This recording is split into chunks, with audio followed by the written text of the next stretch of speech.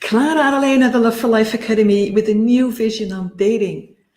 How we can make dating enjoyable, easy, and fast. We got it so wrong in dating, right? And I'm just enjoying being able to speak about that to you. Because I know how much frustration everybody feels around dating, right? We're just all frustrated. We want a life partner. We want something beautiful. We want to express the love that's within us. And what's happening is something totally different. We get ghosting, men disappearing. We put ourselves out on a dating profile. We don't get anything back. We get guys saying, hey, hi, sweetie. And you're like, what am I doing wrong? Well, first of all, you're doing it totally wrong, right? You're not doing it a little bit wrong. You're doing it totally wrong, but it's not your fault. Everybody has gotten this wrong. I'm so grateful for my background in the ancient wisdom of women, in the tribal cultures of priestesses, in cultures that were still connected to the land and to love, cultures that were not in the grip of greed, not in the grip of fight, flight, or freeze. Cultures that were still understanding what alignment meant.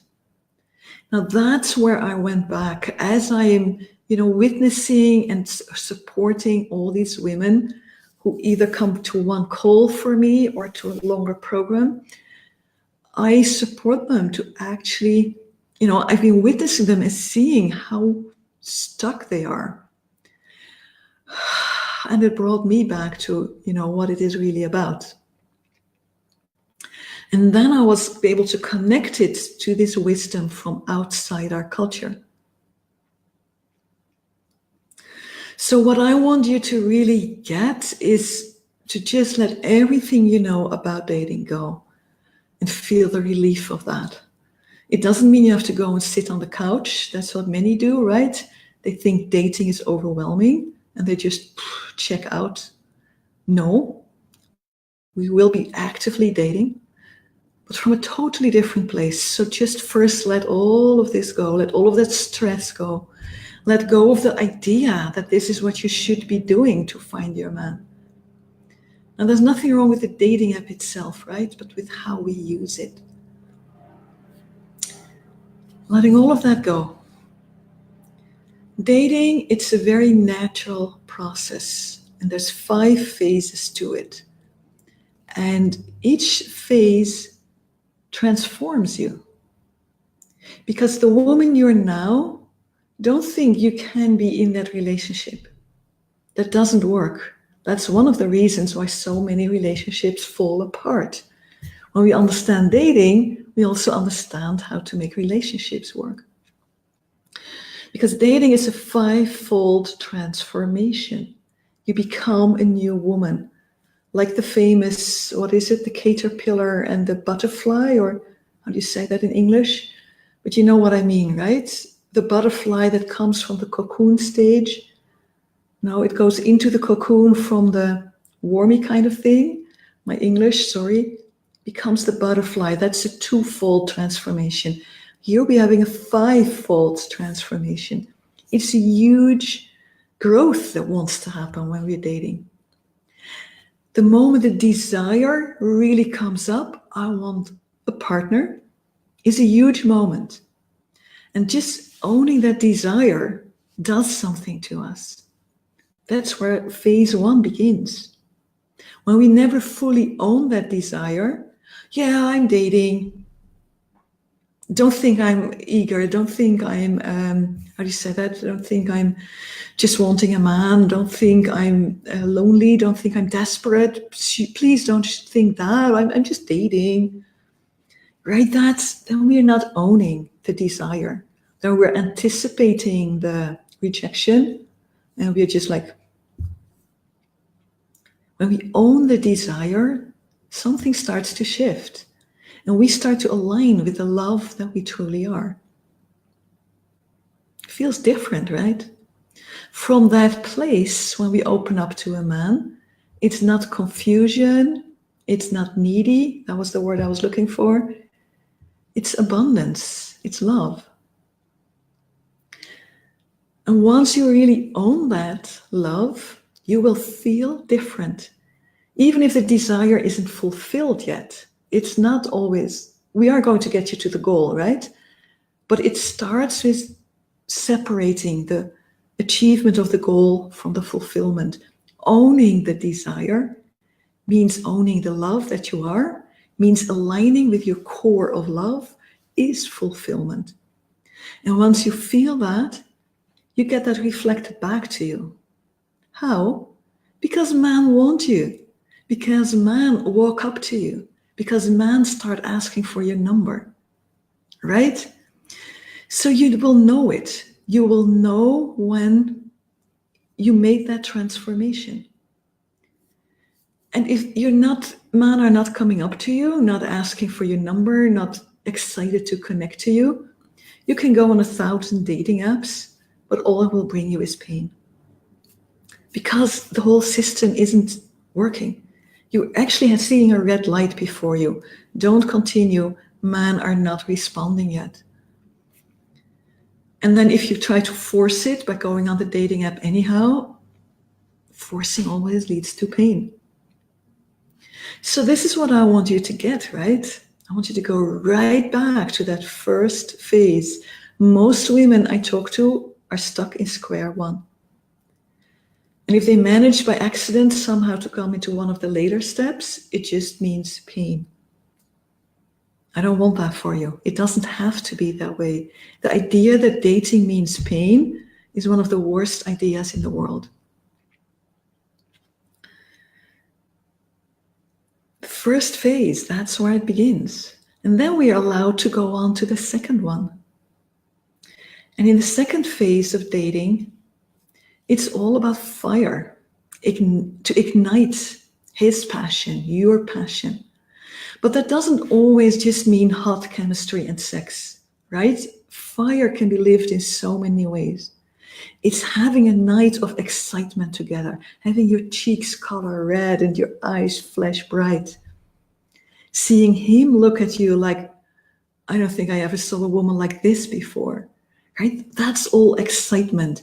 Feeling, I just want to see him again. And feeling his excitement, I just want to see you again. Right? To be able to ignite all of that. So the first thing is attraction, and then it's ignition. Can I ignite that? And that has so much to do with pleasure. Pleasure is like a more subtle harmony of passion.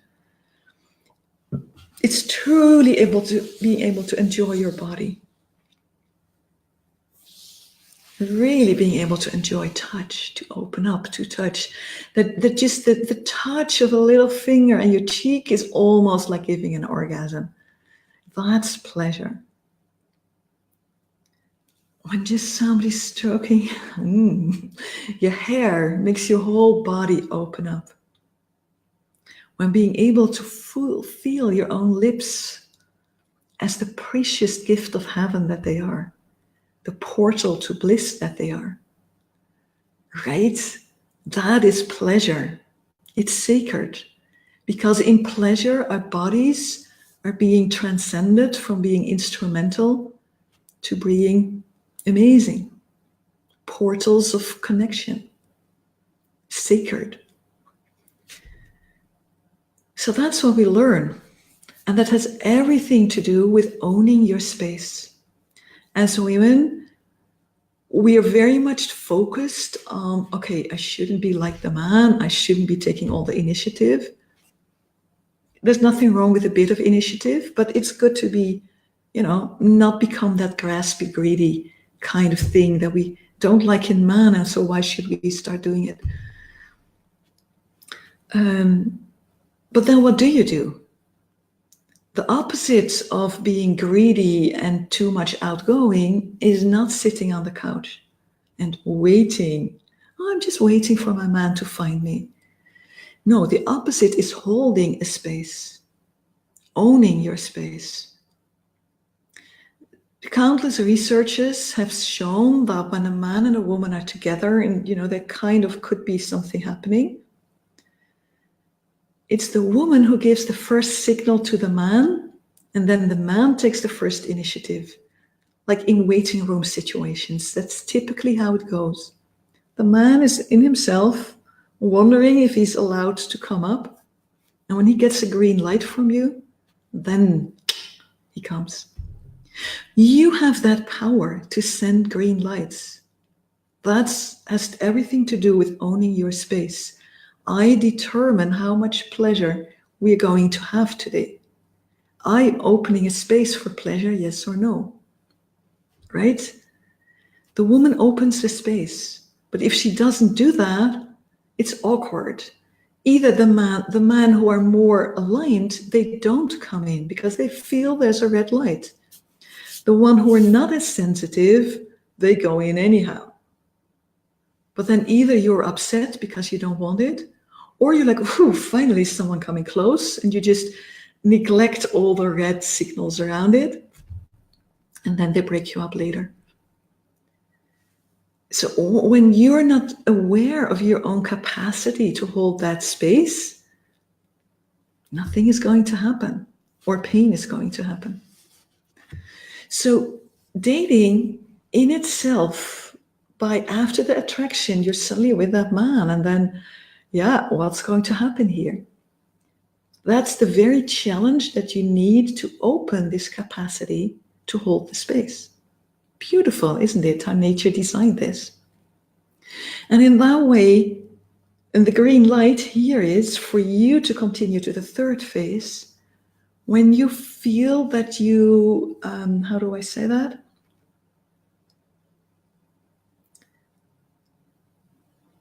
That you feel absolutely confident around touch, absolute confident around energy exchange with a man. When there's no concern about, can I touch or not, or I would like to touch, but I don't know if I can. If you're just totally confident, if you know if there's a no, I will feel it. If there's a yes, I will feel it. I know what I want. And if it's in alignment, I will do it. That kind of confidence. Now imagine how wonderful that is for a man. If he's with a woman that is that confident, there's not all this insecurity. Because insecurity kicks in our fight, flight, freeze patterns, both for him and for you. And for the man, when that kicks in, he becomes very sex-oriented. Is that what he wants? For a woman, typically, when it kicks in, our go-to thing is often to freeze. We just don't do anything anymore. For a man, typically, there's exceptions, right? But typically the go-to thing is sex. That's the survival for the man. So if he's over-sexualized, it isn't always what he wants himself, but it's his fight, flight, freeze, going mad, going crazy, driving himself crazy. But when you're confident around touch, this whole thing in him calms down, and he can be like, what I really want is just to look in your eyes, or place a hand on your heart, or whatever. I see that it comes out as sex oriented, but it isn't even what I want. See, that's the journey a man can make when you are totally confident in phase 2 of dating. And that means you're transformed into that woman who can continue to the third phase. Now, I'm not going to go through all 5 here, but I hope you get the picture, right? This is how dating works. Isn't that beautiful? And if we don't get it, we get what we see around us in our lives. And, if you want to stay ignorant, go ahead. But if you want to learn this shift, maybe it's good to speak about the last one, because many people think the last one is the commitment, right? We get that from the fairy tales. They marry and they're happy ever after. Big mistake. Marriage is the fourth, or commitment. could be marriage, could be other forms of commitment, is the fourth. There comes something after that, and we have to see that from the beginning. Because what we're aiming for is to live our full love potential. And as with everything in life, when we live our full potential, we do that. Why? To share it with the world. Every relationship is meant as a vehicle to share more love with the world. Why do we have so little love in our world? Because we forgot this. We think it's just us, you and me. It's way too small. We've been given love, we've been given life, we've been given time to celebrate our love, to give it back to the whole, to the community, to the tribe, to the world. So this is what I want for you. And when we see that from the beginning, I'm not doing this just for myself. I'm doing this for myself, but just as in work, right? I don't only work for myself. If I only see work for myself, it's not going to work.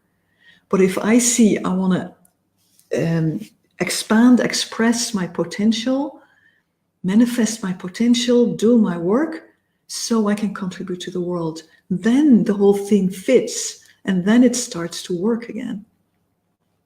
Same with love. If you think, oh my God, I'm on this amazing mission, but now I have to take time out of my life because I want a relationship, but actually I'm taking out of what I want to give to the world, it all becomes very conflicted. And what happens when there's conflict? Fight, flight, freeze. We get that energy back in, which is detrimental to love. But if we see it's the same thing, it's a different expression. Whether I go through work or whether I go through love, actually it's all love, right? But whether I express the love through my work or through my private relationship, it's always both for myself and an offer to the world. And when we can see it that way, we're in alignment and magic starts happening. And you can allow, now we go back to first, you can allow your own desire much better. So actually the 5 become kind of a circle. So I forgot to ask if there's any questions actually. Klara, Adalena here, talking about everything you know about dating is wrong and how it actually is. And yeah. If you have any questions, just is a good moment to ask them. And either way, know that if you're really intrigued by this, start trying it out, right? Begin with saying to yourself, okay, looking for a relationship is not just for me. Looking for a relationship is for the world. It's my gift to the world eventually, and to myself, and. Begin with saying that, repeating that at your altar at night, repeating that in your meditations, and feeling how different it will be and how much more easy it will be to allow and own your own desire for love. So I don't think we're getting any questions today.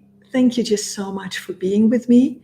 The more of us that hold this new paradigm, the more powerful it will be in the world and the more people we can help to actually date beautifully. So thank you so much and excited to speak again soon.